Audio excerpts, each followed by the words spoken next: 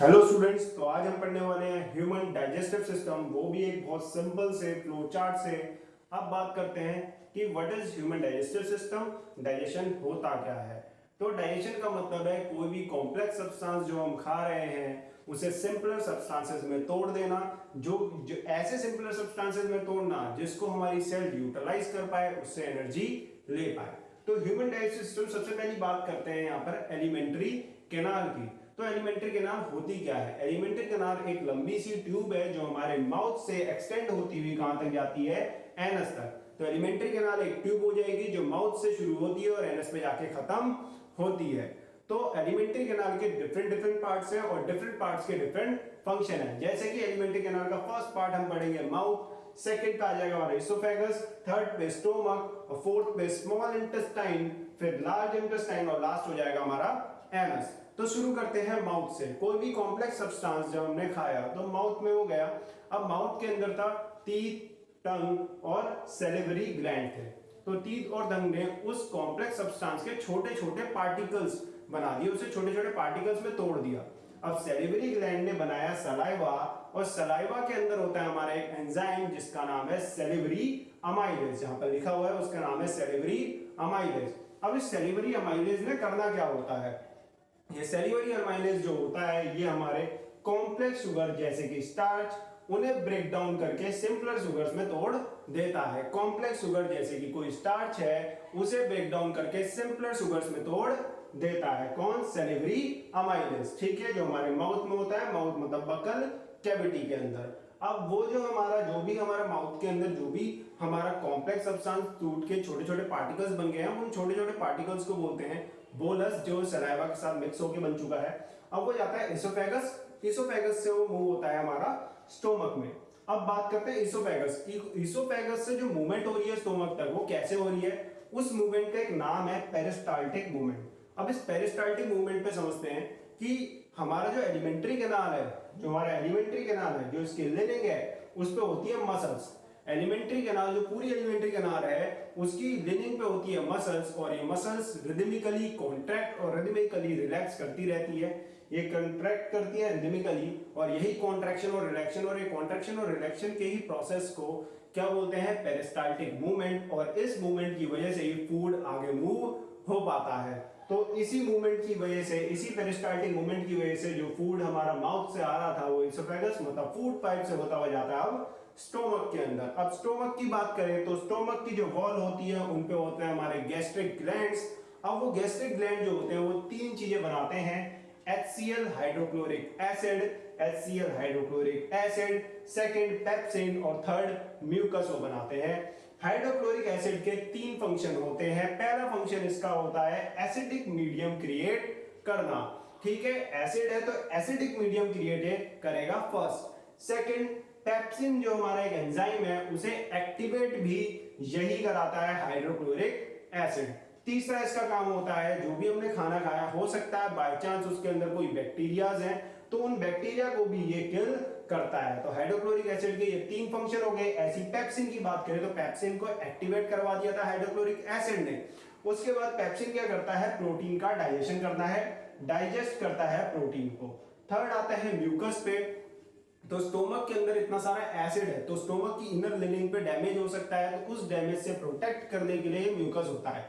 तो it will protect inner leaning of the stomach from acid. ये protect करेगा inner leaning of the stomach को acid से। अब आ जाता है हमारा स्टोमक से जो भी खाना होता है वो जाता है स्मॉल इंटेस्टाइन में।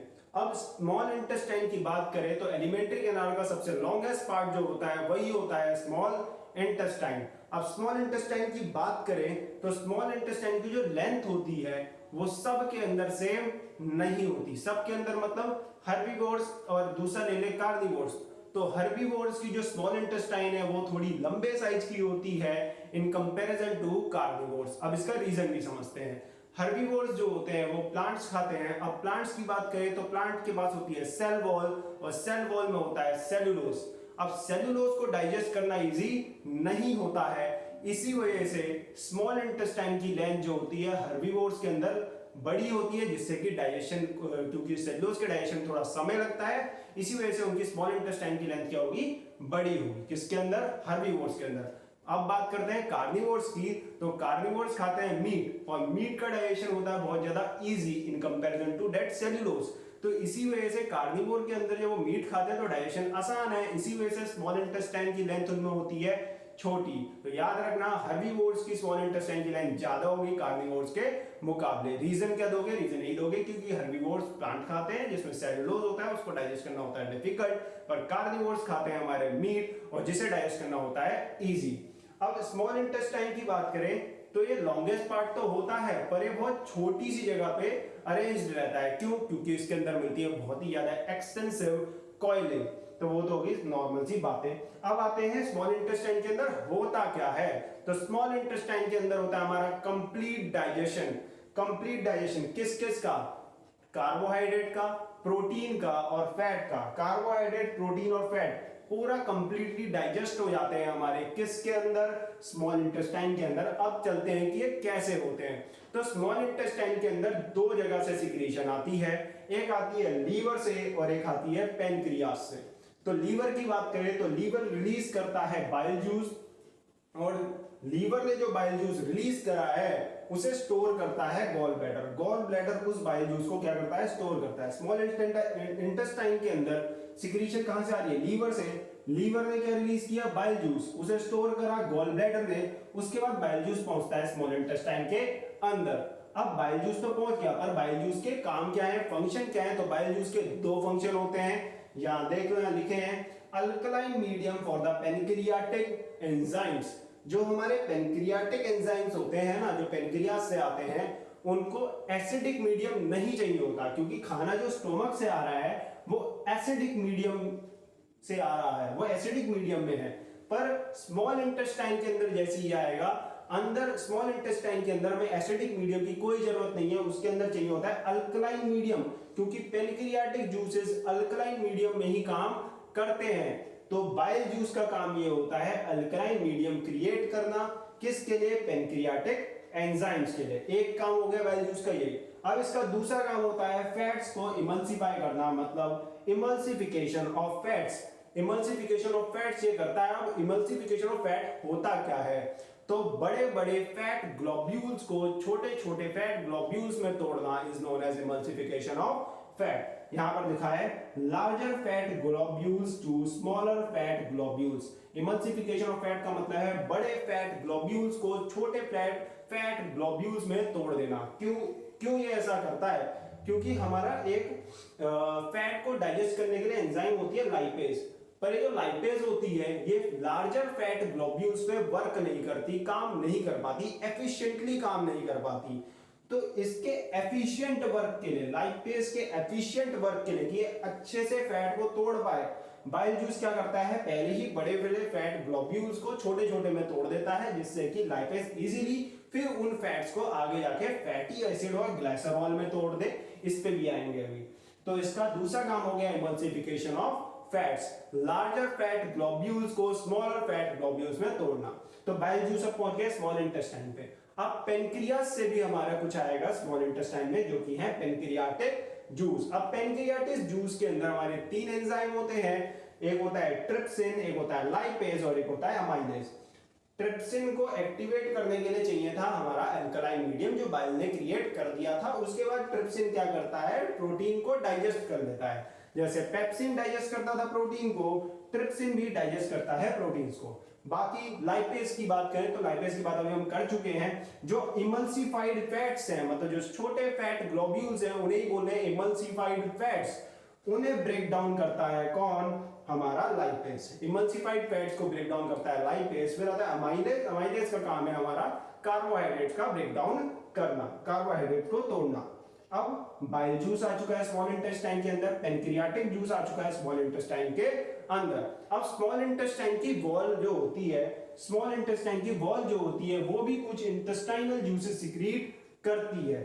These are the walls of the small intestine secrete intestinal juice, मतलब जो स्मॉल इंटेस्टाइन की दीवारें हैं वो भी इंटेस्टाइनल जूस सीक्रेट करती है। और ये सब एक साथ क्या कर देते हैं? कॉम्प्लेक्स कार्बोहाइड्रेट्स को तोड़ देते हैं ग्लूकोज में, प्रोटीन को तोड़ देते हैं, ब्रेक डाउन कर देते हैं अमीनो एसिड में, फैट्स को ब्रेक डाउन कर देते हैं फैटी एसिड और ग्लाइसरॉल में। तो यहाँ पर हो गया कंप्लीट ब्रेकडाउन किसका, कंप्लीट ब्रेकडाउन हो गया, कंप्लीट डाइजेशन हो गया किसका, कार्बोहाइड्रेट्स का ग्लूकोज में, प्रोटीन का अमीनो एसिड में, और फैट्स का फैटी एसिड और ग्लाइसरॉल में। मतलब सारा का सारा ब्रेकडाउन हो चुका है, फूड डाइजेशन हो चुका है कंप्लीट। अब फूड डाइजेशन हो चुका है तो ये डाइजेस्टेड फूड को भेजना है हमें उन सेल्स में जहां पर इसकी जरूरत है। तो यहाँ पर हमारा जो स्मॉल इंटेस्टाइन की वॉल्स होती है उनमें इनर वॉल्स जो होती है स्मॉल इंटेस्टाइन की, उनमें कुछ फिंगर लाइक प्रोजेक्शंस होती हैं। उन फिंगर लाइक प्रोजेक्शंस का नाम होता है विलाय। उन फिंगर लाइक प्रोजेक्शंस का नाम होता है विलाय। और विलाय का क्या काम होता है, विलाय का काम होता है सरफेस एरिया इंक्रीज करना। और सरफेस एरिया किस लिए इंक्रीज करना, सरफेस एरिया इंक्रीज करना for absorption, increase surface area for absorption. जो हमारा डाइजेस्टेड फूड है उसके लिए, उसके एब्जॉर्प्शन के लिए सरफेस एरिया बढ़ा देना, क्योंकि सरफेस एरिया बढ़ेगा तो एब्जॉर्प्शन भी ज्यादा होगा। ठीक, अब विलाय ने सरफेस एरिया इंक्रीज करा, एब्जॉर्प्शन हो गया। अब विलाय की बात करें तो विलाय के अंदर बहुत रिचली सप्लाई होती है, रिच सप्लाई होती है ब्लड वेसल्स की, richly supplied with blood vessels, मतलब बहुत सारी ब्लड वेसल्स मिलती हैं किसके अंदर, विलाय के अंदर। अब फूड विलाय के अंदर, मतलब डाइजेस्टेड फूड जो होता है एब्जॉर्ब हो गया विलाय के अंदर। अब विलाय के अंदर थी बहुत सारी ब्लड वेसल, इसका मतलब वो डाइजेस्टेड फूड कहां चले गया होगा, ब्लड के अंदर।